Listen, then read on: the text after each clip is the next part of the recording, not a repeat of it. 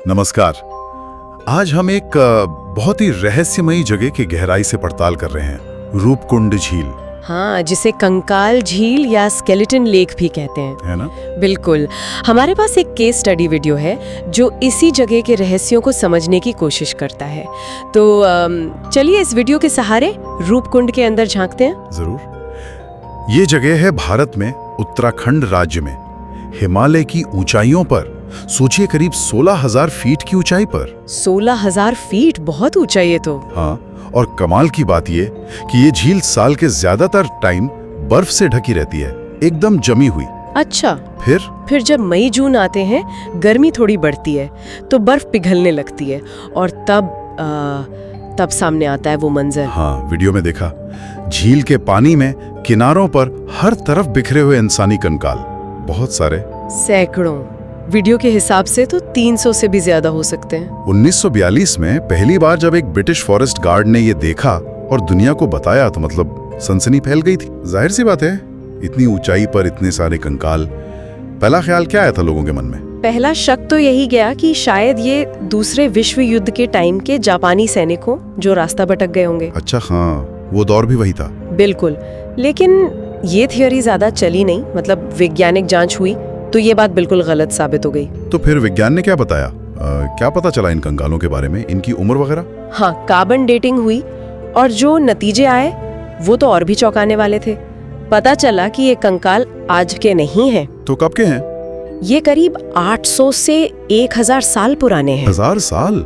यानी ये घटना कोई मध्यकाल के आसपास हुई होगी? बिल्कुल, 9वीं सदी ईस्वी के आसपास। इससे ये तो एकदम साफ हो गया कि ये कोई हाल फिलहाल की, मतलब पिछले 100-200 साल की घटना तो बिल्कुल नहीं है। 1000 साल पुराने कंकाल। लेकिन फिर ये सवाल उठता है कि ये लोग थे कौन, और इतने सारे लोग एक साथ उतनी दुर्गम जगह में पहुंचे कैसे?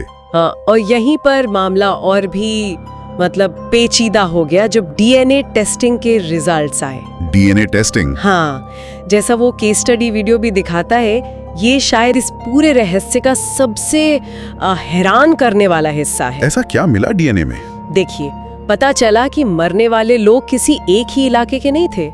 मतलब सिर्फ लोकल पहाड़ी लोग नहीं थे। तो कौन थे? कुछ कंकाल तो स्थानीय उत्तर भारतीय मूल के लगते थे, जिसकी उम्मीद थी भी। लेकिन कई कंकालों का डीएनए एकदम अलग जगह से मैच हुआ। अलग जगह? कहां से? भूमध्य सागरीय क्षेत्र से, मतलब आज के ईरान और ग्रीस जैसे इलाकों के लोगों से। क्या ग्रीस, ईरान 1000 साल पहले 16,000 फीट की ऊंचाई पर? ये कैसे हो सकता है ना चौंकाने वाली बात? इतने अलग अलग जगहों के लोग एक साथ उस वीरान मुश्किल जगह पर क्या कर रहे थे? हाँ, वीडियो इस पर कुछ बताता है। उनका मकसद क्या हो सकता था? तीर्थ यात्रा या कुछ और? वीडियो सीधे तौर पर तो मकसद नहीं बता पाता, क्योंकि ये अब भी पूरी तरह से रहस्य ही है। लेकिन हाँ, ये खोज इस तरफ इशारा जरूर करती है कि शायद उस जमाने में भी लोग लंबी दूरी की यात्राएं करते थे, या हो सकता है कोई बड़ा तीर्थयात्री समूह हो। पर सबसे बड़ा सवाल तो वही था, इन सब की मौत एक साथ हुई कैसे, एक ही समय पर? बिल्कुल। मौत का कारण क्या फोरेंसिक जांच से कुछ पता चला? क्या कोई हथियार मिले? फोरेंसिक जांच में, जैसा वीडियो में दिखाया गया, एक बहुत जरूरी सुराग मिला। हथियार तो नहीं मिले, लेकिन कई खोपड़ियों में ना फ्रैक्चर थे, चोट के निशान थे। फ्रैक्चर? मतलब लड़ाई हुई थी? नहीं, यही तो बात है। चोटें ऐसी नहीं थी जैसे किसी तलवार या भाले से लगी हों। निशान ऐसे थे जैसे सिर पर ऊपर से किसी भारी गोल चीज से जोर का वार हुआ हो। सब पर एक जैसे निशान। ऊपर से गोल चीज से? ये तो और भी अजीब है। तो फिर क्या हुआ होगा? यहीं पर वैज्ञानिक एक थियरी पर पहुंचे, जिसे कहते हैं सडन हेलस्टॉर्म मास डेथ थियरी। मतलब अचानक आई जानलेवा ओलावृष्टि। ओलावृष्टि मतलब ओले? हाँ, लेकिन छोटे मोटे ओले नहीं। उनका मानना है कि ये लोग उस ऊंचाई पर खुले में थे, शायद कोई शेल्टर नहीं था आसपास, तभी अचानक मौसम बिगड़ा और क्रिकेट बॉल जितने बड़े या शायद उससे भी बड़े ओलों की भयंकर बारिश शुरू हो गई। तूफानी बारिश। बाप रे, क्रिकेट बॉल जितने बड़े ओले, और वो भी इतनी ऊंचाई पर खुले में, कल्पना करना भी मुश्किल है। बिल्कुल, बिना किसी बचाव के वो भारी ओले सीधे उनके सिर पर गिरे होंगे, और शायद वही उनकी मौत का कारण बना, एक साथ इतने सारे लोगों का। ये थ्योरी उन खोपड़ियों पर मिले फ्रैक्चर के पैटर्न से मेल भी खाती है ना? ऊपर से गोल चीज का वार। हाँ बिल्कुल, प्रकृति का एक भयानक अप्रत्याशित रूप जिसने एक झटके में सैकड़ों जानें ले ली। ये वैज्ञानिक व्याख्या तो समझ आती है काफी हद तक, लेकिन क्या वहां की जो स्थानीय लोक कथाएं हैं उनमें भी इस घटना का कोई जिक्र है इतने सालों से? हैरानी की बात है, लेकिन हाँ, एक बहुत पुरानी लोक कथा है वहां जो पीढ़ियों से लोग सुनते सुनाते आ रहे हैं। अच्छा, क्या कहानी है वो? कहानी है कन्नौज के राजा जसध्वल की। कहते हैं कि वो अपनी गर्भवती रानी बलम्पा और पूरे लाव लश्कर के साथ नंदा देवी पर्वत की तीर्थ यात्रा पर निकले थे। तीर्थ यात्रा पर लाव लश्कर के साथ? मतलब नौकर चाकर, नाचने गाने वाले सब? हाँ, लोक कथा तो यही कहती है। और इसी धूमधाम नाच गाने और शोर शराबे से पवित्र स्थान की देवी नंदा देवी वो नाराज हो गईं। अच्छा। उन्होंने इसे अपना अपमान समझा और श्राप दे दिया, जिसके बाद कहते हैं आसमान से लोहे के गोले बरसे, भयंकर ओलावृष्टि हुई जिसने राजा, रानी और उनके पूरे दल को वहीं पर खत्म कर दिया। लोहे के गोले? ये तो बहुत मिलता जुलता है उस वैज्ञानिक थ्योरी के बड़े ओलों से, है ना?